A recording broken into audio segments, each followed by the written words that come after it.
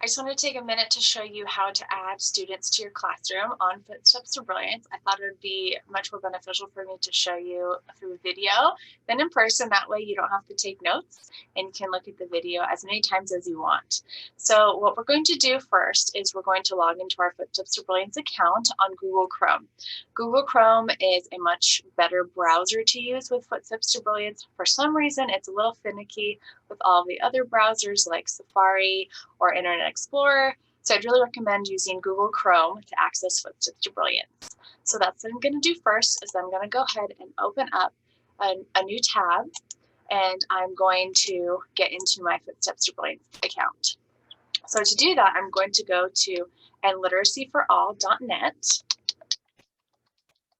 It's already saved because I go there all the time. Okay. And then I'm going to come down here and go to F2B Login. And then this is where parents can go also to register for Footsteps to Brilliance. So I'm going to go there, and then I'm going to go to username and password. So mine's already saved because I go here multiple times a week. And then I'm going to put in my password. I'm going to log in. Okay, so on here, I can access all of the apps, but I can also get into report dashboards. That shows me where my classroom data is. So it shows me what information I can use to see what the kids are working on, who maybe needs a little bit of help in some areas. Class management here is where you're going to go to add students to your classroom or remove students from your classroom. And lesson plans right here is where you're going to go to get some lesson plans. So they have lots of resources there for Clever Kids University and for Footsteps to Brilliance. So definitely check those out. But I'm going to go into class management. And so I'm actually going to show you how to add a student to your classroom that is actually in your classroom because you provided me with the list of students. So we have Colusa County, and we have all of the schools here that are listed for Colusa County. This is what I can see. When you log in, your school will be the only one that you will have access to. So I'm going to go ahead and go into the Arbuckle Family Action Center. And I go over here to the little people in the green square. So manage school, I'll click on that. And then there it is, Kim Owens class 2020 to 2021 school year pre-K. So far I've enrolled 10 students into your class, but now I'm going to enroll 2 more. So I'm going to click on this little green box again. And then on here, it shows me all of the students that have already been enrolled. It shows me their super secret code. And then from here, I can go in and I can look at the student profile.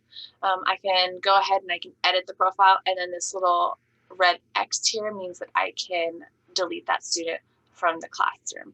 That doesn't mean you're going to delete their Footsteps account and they'll no longer have access to it. It just means that they will no longer be listed as part of your classroom. So I'm going to go ahead and go to Add Student here. So I'm going to click on that. And then I'm going to type in the name of the students that I'm going to add. So we have Mateo,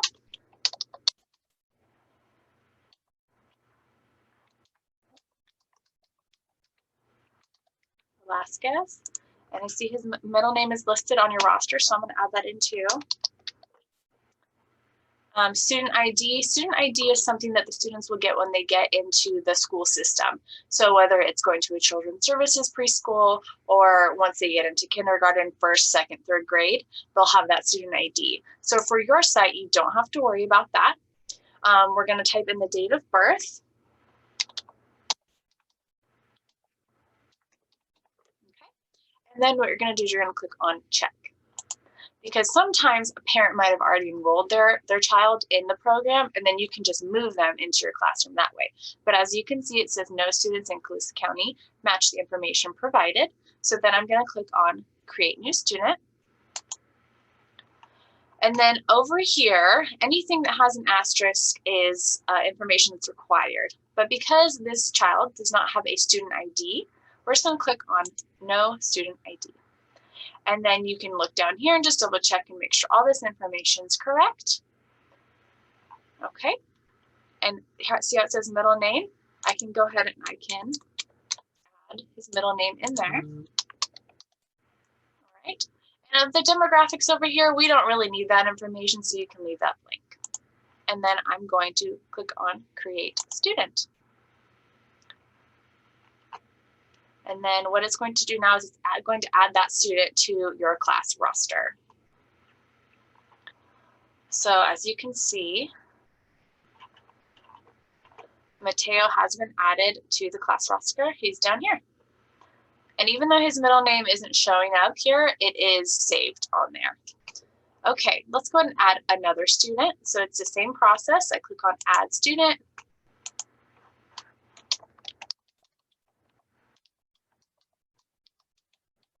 And I'm going to add in her birth date. And again, I'm going to click Check. And it looks like Isabella already has an account.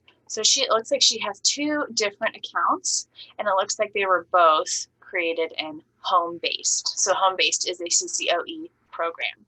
So what I'm going to do is I'm just going to add one of these accounts over there, and that'll be her super secret code that she uses for your classroom.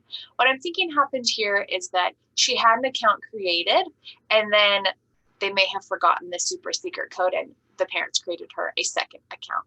Which, if that ever happens, once she gets into kindergarten and elementary school, our IT department actually resolves that issue and deletes one of the accounts. So for now, we don't have to worry about it. So we're going to go ahead and click on Add, and we're going to add her over into your classroom.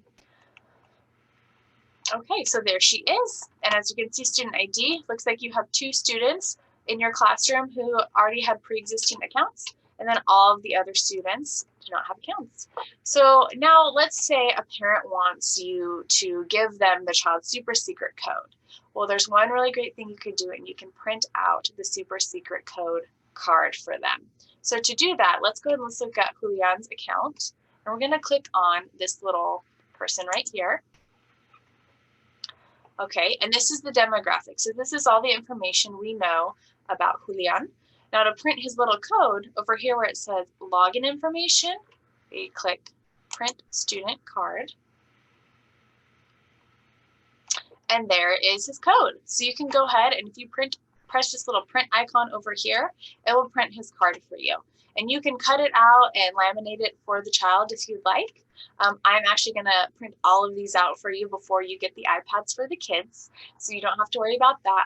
But if you do add students to your classroom, that is a great feature to do so that the parents can have the little code for their home. Now, there's also the option for you to print out the roster for your classroom, and that is right here, student roster. So let's click on student roster.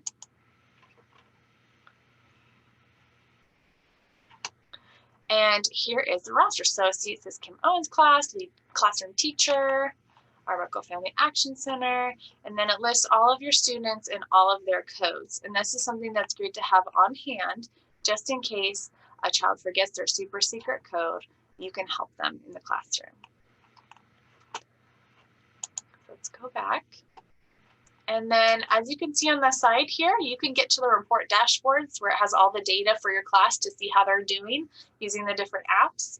You can also get to the lesson plans here. Game Card Maker is a fun game that you can create cards for the kids. So you can do a matching game. You can do all sorts of different large scale cards for them that are learning. There's also toolkits here. And that's also a great place to go to find some supplemental lesson plan information. The Summer Climb over here, that is for our summer school program. We have a virtual summer school program. So when summer comes around again, we will give you some information about that you can pass on to your parents. And then this help icon here is really great. I'm going to go ahead and click on help, and we're going to get into a little bit of the help. So we have our parent university here, and there are most frequently asked questions in English and in Spanish. Down here we have instructional videos. These are all for teachers. So for you, the pre-K and K instructional videos would be great. They're in English and they're in Spanish.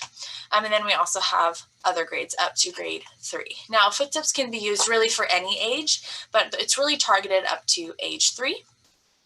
We also have some more information, so getting started for teachers and admins, if there's more info there that you would like to look at, getting started with footsteps, and then some technical troubleshooting items over here.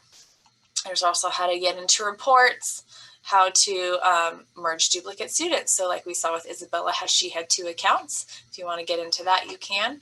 But really, I would say the best thing to do if you're going to look at these is look at the instructional videos here. And then maybe the getting started for educators. All of the technical stuff I can help you with. So you can just give me a call.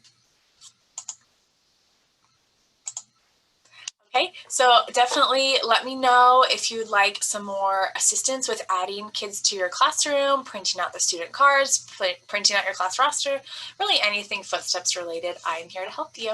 I'll see you soon.